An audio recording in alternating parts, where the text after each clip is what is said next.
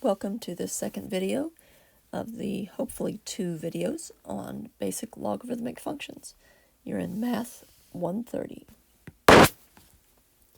Alright, we're going to begin talking about the basic features of logarithmic functions. So there's an abbreviation for functions. And we're going to be looking at the case where the base is greater than 1. Okay, first we're going to look at the domain. The domain of your basic log function, which looks like this, log base b of x, so y equals log base b of x. The domain of that function is all real numbers, whereas the range, all real numbers where x is greater than 0. And the range is all real numbers with no exceptions. So here's a graph of a logarithmic function. And if you look, there is nothing on this half of the graph. That's where it's less than 0. And actually, if you zoomed in further and further and further, you would never find that the graph touches the y-axis. So x always has to be greater than 0. And also, if you look at this indicates it goes on forever in that direction. It just gets closer and closer and closer to x equals 0, and it gets more and more negative for the y value. And if you go in the opposite direction, as x approaches infinity, the y value also approaches infinity. It just does so more and more and more slowly.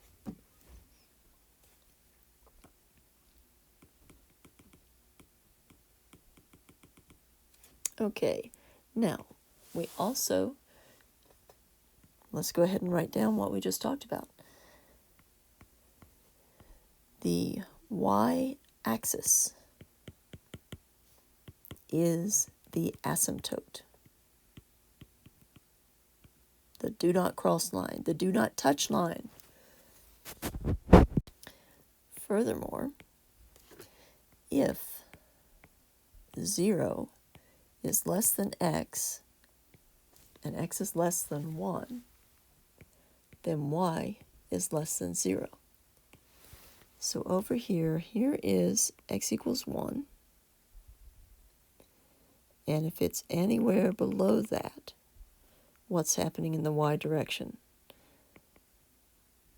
Y is below the line, so it is negative. All of these y values, all the way down, are negative. If x equals 1, then y equals 0. And that point is right there. And then if x is greater than 1, then y is greater than 0. And number 4. If x is greater than 1, if x is greater than 1, x increases, or the value of x increases faster than y. Than the value of y. So take a look at what's happening. Yeah, it's going this way at a good long clip, but the slope here is becoming less and less steep. So it's going toward infinity. It's just going slower and slower and slower toward positive infinity compared to what it's doing in the x direction. Okay, let's get this stuff out of the way and we'll run some examples. All right, let's look at example 1. Log base 5 of 125 equals x. So if we put this into exponential form, 5 to the x equals 125. Let's see, 125 can be rewritten as 5 cubed. So therefore, x has to equal 3. right, example 2. The log base 16 of 1/4 equals x. That means that 16 to the x equals 1/4. Let's see, 16 and 1/4. How are they related? Well, 16 is equal to 4 squared to the x power, and 1/4 could be rewritten as 4 to the negative 1. So by our laws of exponents, we can rewrite 4 squared to the x power as 4 to the 2 times x.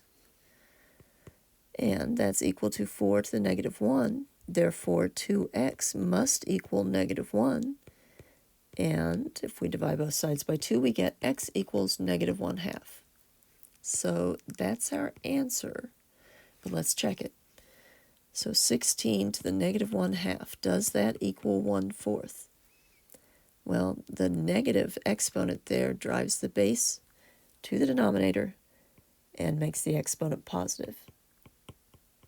So the 16 to the 1/2 is the same thing as the square root of 16. And yes, 1/4 does equal 1/4. Our answer is correct. So this part was our check, remember. All right, let's move this out of the way now. Okay. And let's work on example 3. This one's going to be a little bit different. We're not looking for the exponent. We are looking for the argument. And actually, we're only looking for part of the argument. The entire expression, n plus 1, is the argument. We want to know what n is. And this equals 3. So once again, we're going to convert it to exponential form to do this. So 8 cubed base exponent equals the argument. Okay, so 8 cubed, that's, let's see, 8 squared is 64 times 8 is 2, carry 3, 48, 51, 512. Let's try that again. 512 equals n plus 1. So subtract 1 from both sides, n equals 511. And let's check that. Oops. Why does it switch to eraser on me? No. Okay, 511 equals n. Let's see if that's true. Log base 8 of 511 plus 1 equals 3. So 8 cubed equals 512. Is that true? Well, if I did my math over there right, it is. All right, let's do another example of that sort.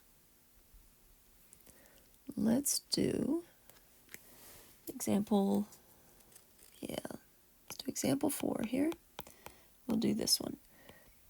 The log base 7 of y equals negative 2. Remember, don't get hung up on which letter we're using as a variable. Just think about what the positions mean. This is the base 7 of the exponent negative 2 equals y. So y equals the negative drives the base to the denominator, and it becomes positive. So y equals 1/49. All right, example 5. And you can check that. But let's look at example 5 for now. The log base b, so we don't know the base of this one, of 625 equals 4. So if we convert this to exponential form, b to the 4th equals 625. Okay, so maybe some of you know what that is as a square root. You can also use your calculator, but let's look at it this way. Looks like 25 goes in there to me. How many times does 25 go in? Well, looks like 25 times. And 5 times 5 is 25, and 5 times 5 is 25. So look at that, we have 5 to the 4th. So b to the 4th equals 5 to the 4th. So in order for this to be a true statement, b has to equal 5. So let's move this over and look at doing that one a different way.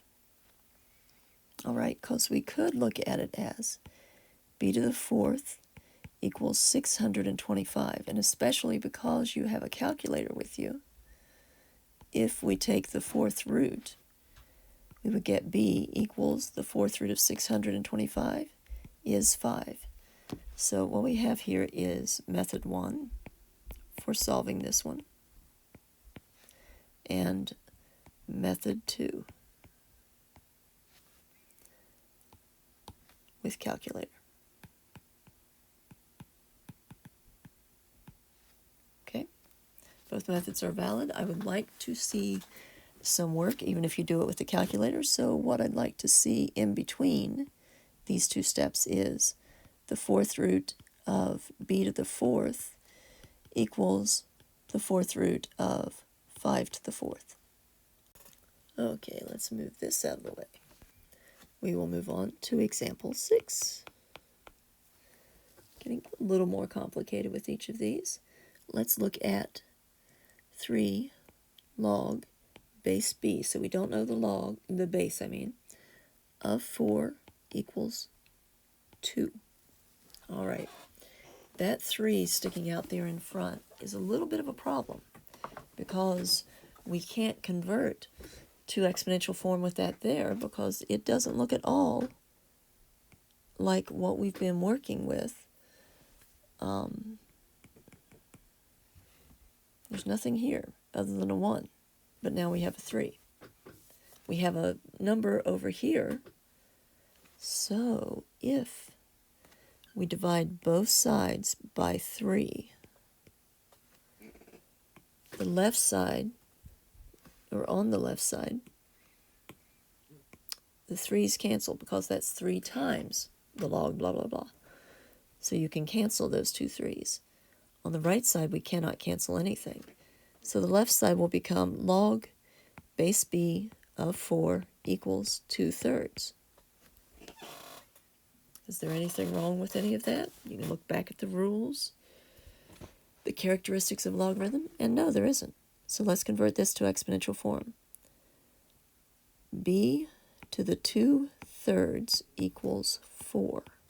I'm not liking that fractional exponent in terms of solving this equation, so I need to think of something I can do to get rid of it.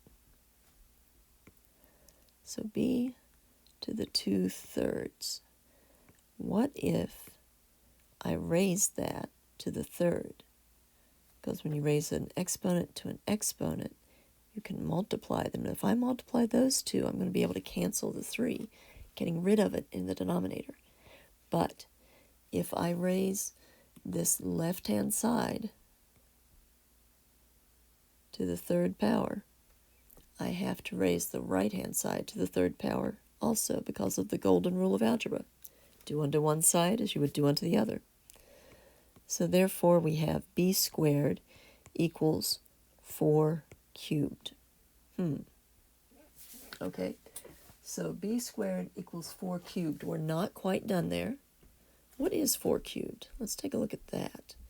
B squared equals 4 cubed. 4 times 4 is 16, times 4 is 64.